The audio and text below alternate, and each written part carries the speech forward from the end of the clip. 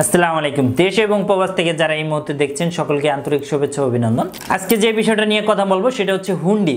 তো আমাকে অনেক প্রবাসী ভাইয়েরা কল দিয়েছেন, অনেক প্রবাসী ভাইরা SMS দিয়েছেন এবং আমার অনেক ভক্তবৃন্দ অথবা আমার ভাই এবং বোনেরা যারা প্রবাসে রয়েছেন অথবা যারা বাংলাদেশে রয়েছেন তাদের নিয়ে মূলত আজকের আলোচনা করব।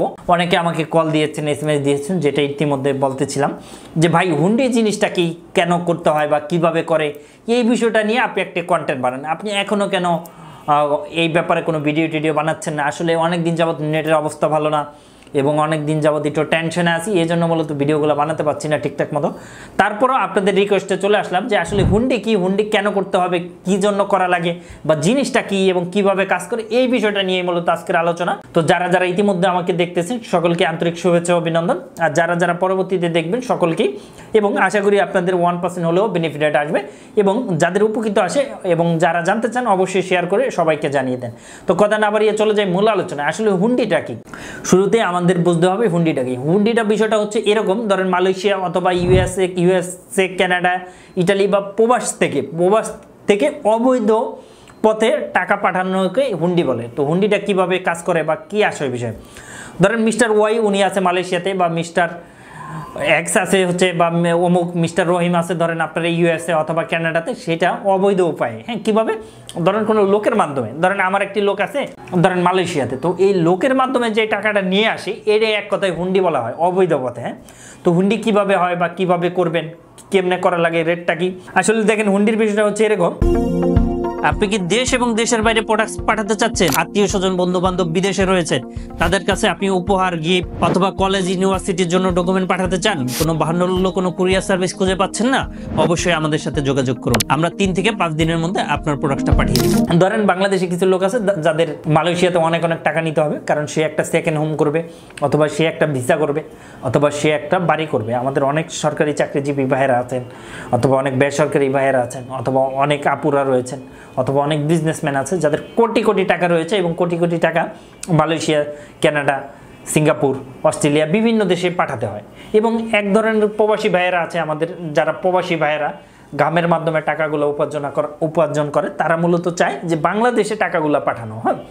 তো একজনে নিতে চায় আর একজনে পাঠাতে চায়, তো এটা দুইজনে মিলে সংযোগ করা।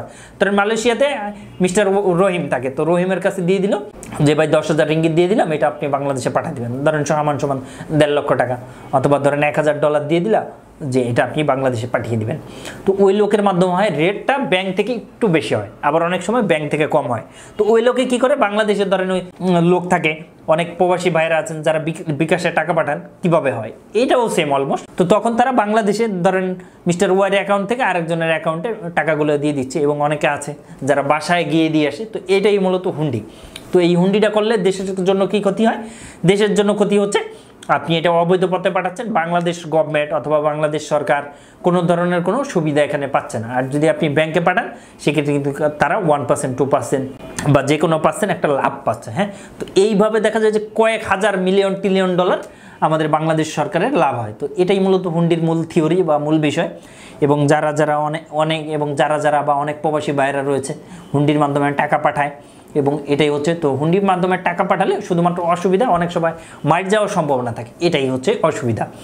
আর গভর্নমেন্টে পাঠালে রেটটা কম থাকে তুলনামূলকভাবে, কিন্তু বাংলাদেশে যেই ছাত্র সমাজ বা স্টুডেন্ট বা প্রবাসী ভাইয়েরা যেই জিদ মনে বা তারা চাচ্ছে যে পাঠাবে না, তো সেক্ষেত্রে আপনারা হুন্ডি ব্যবহার করতে পারেন, এই হচ্ছে বিষয়। আর যদি আপনারা বৈধ পথে পাঠাতে চান অবশ্যই ব্যাংকিং চ্যানেল বা ব্যাংক ব্যবহার করেন, যাতে আমাদের গভর্নমেন্ট বা আমাদের সরকারও যাতে করে কিছু রেমিটেন্স পায়, বাংলাদেশের অর্থনীতিক গুরুত্বপূর্ণ ভূমিকা আপনারা রাখতে পারেন, এই হচ্ছে বিষয়। তো আপনি অবৈধ পথে হুন্ডিতে করবেন না ব্যাংকে করবেন সেটা নিতান্তই আপনার ব্যক্তিগত ব্যাপার, কারণ এই ব্যাপারে আমার হাত দেওয়ার বা কোনো কিছু বলার কোনো অধিকার আমার নেই। তো আপনাদের যেভাবে ভালো লাগে তো আপনারা সেইভাবেই পাঠান, কোনো ধরনের কোনো ইস্যু নাই। তো আমি বাংলাদেশ নাগরিক হিসেবে বলবো, যেহেতু দেশের বর্তমান পরিস্থিতি খারাপ এবং দেশের বর্তমান পরিস্থিতি কোন ধরনের আপনারা দেখতে পাচ্ছেন, এখন আপনারা যেটা ভালো মনে করেন আপনি সেইভাবেই বানান। তো আশা করি এই ভিডিওর মাধ্যমে আপনাদের অবশ্যই আপনারা উপকৃত হবেন এবং আপনাদের বেনিফিটেড হবে। এই ভিডিওটা আপনি সকল প্রবাসী ভাইদের বোনদের শেয়ার করে পাঠিয়ে দেন, যাতে করে তারা জিনিসটা ক্লিয়ারলি বুঝতে পারে। তো এটাই হচ্ছে মূল বিষয়। তো এতক্ষণ যারা আমাকে দেখছেন সকলকে আন্তরিক শুভেচ্ছা ও ধন্যবাদ। যদি কোনো কোশ্চেন থাকে বা যাদের কোনো কোশ্চেন, ছোটোখাটো কোনো প্রশ্ন থাকে অবশ্যই ভিডিওর নিচে কমেন্ট করে জানান এবং আমরা আপনার অ্যান্সার দেওয়ার চেষ্টা করব। তো আজ এই পর্যন্তই। আবারও নিত্য নতুন ভিডিও পেতে অবশ্যই আমাদের সাথে থাকুন এবং আমার চ্যানেলটি সাবস্ক্রাইব করে রাখুন। তো ধন্যবাদ, আবারও দেখা হবে, ভালো থাকবেন সেই পর্যন্ত। আসসালামু আলাইকুম।